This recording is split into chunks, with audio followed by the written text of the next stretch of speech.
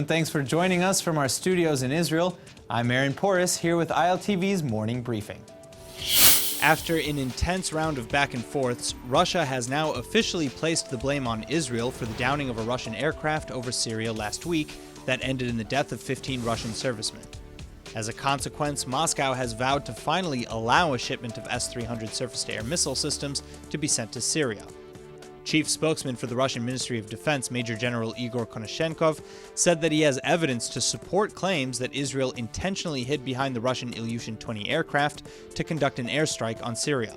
Also, that Israel gave only 1 minute of prior warning about the attack, and that's why, Konashenkov argues, the Russian plane couldn't change course in time.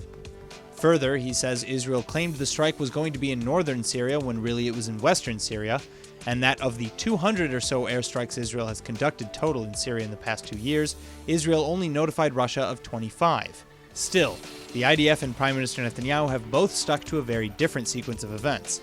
Israel blames Syria and Syria alone for the tragic accidental circumstances that led to this catastrophe, and they stand by the claim that Russia was notified appropriately about the attack. Israeli officials state that nearly 20 minutes after Israeli jets struck their targets in Latakia, Syrian missiles were fired indiscriminately, and that it was then, when Israeli planes were already back in Israel, that the Russian surveillance plane was struck down.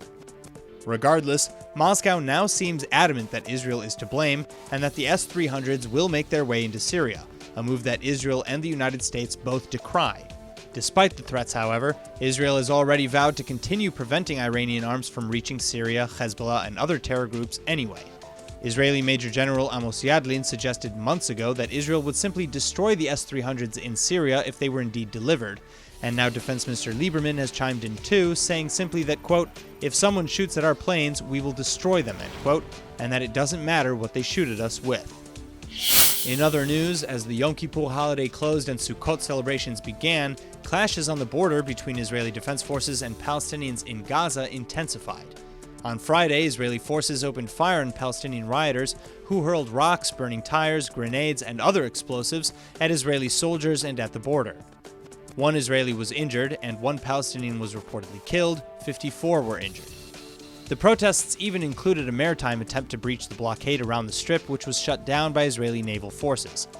Then, on Sunday night, Gaza riots continued to spread following the breakdown of talks with Hamas.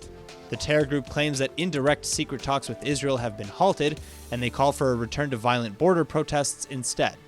Another Palestinian was killed, and dozens more were injured. Palestinians continued into Monday, though, as well, with thousands of Palestinians demonstrating along the border. Another 10 were reportedly injured by live fire, and another Palestinian was reportedly shot dead, and upwards of 90 people were reportedly injured. Meanwhile, as soldiers prevented chaos along the Gaza border, Israel's firefighting services were scrambling to douse the flames caused by dozens more incendiary balloons flown over the border into southern Israel. At least 8 to 9 fires were started every day over the long weekend, and Israeli air forces also struck some cells as they were launching their incendiary attacks. But many more still successfully made their way into the south. Hundreds of dunams have been burnt.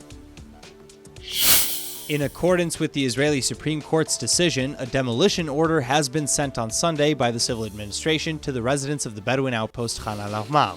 Defense Ministry officials also went to the Bedouin village to hand out notices warning residents to demolish all buildings by October 1st, or the state authorities would do so for them. The illegally built village of Khan al-Ahmar was built in the 1990s on land reportedly belonging to the Israeli town of Kfar Adumim, east of Jerusalem, and the encampment is home to some 170 Bedouin who've expanded the community in recent years with the aid of foreign governments. The residents claim that they had no choice but to build illegally, though, and without permits, because they argue Palestinians cannot get approved for permits by Israel in the West Bank. Khan al-Ahmar consists of tin and wood shacks built on a desert hillside beside an Israeli highway that runs from Jerusalem to the Dead Sea. But Israel plans to demolish the village and relocate its residents to a site 12 kilometers or 7 miles away. In response to the demolition judgment, though, the Palestinian Authority stated that it had filed war crimes suit against Israel, and the PA cabinet has urged Palestinian Arabs to come to the Bedouin outpost and oppose any attempt to demolish the site. On Thursday, 8 European countries at the UN warned Israel against carrying out the planned demolition as well, claiming that doing so, quote, would severely threaten the viability of the two-state solution, end quote. Ahead of the United Nations General Assembly this week in New York, the United States again has announced that it intends to put maximum pressure on the Iranian regime to curb its nuclear ambitions. That being said, National Security Advisor John Bolton has reiterated that that does not necessarily mean a regime change. Bolton said, quote, "As I've said repeatedly, regime change in Iran is not the administration's policy. We've imposed very stringent sanctions on Iran, more are coming, and what we expect from Iran is massive changes in their behavior," end quote. And of the sanctions, one of the biggest is aimed at forcing OPEC members to cut Iranian suppliers out of the trade. Meanwhile, Iran's oil minister said that the United States will not succeed in its plans to halt Iranian oil exports. Iranian oil minister Bijan Zanganeh was quoted saying, quote, "The United States' dream of getting Iran's oil exports to zero won't come true," end quote. It's unclear how much other countries will actually cut back on Iranian oil imports too.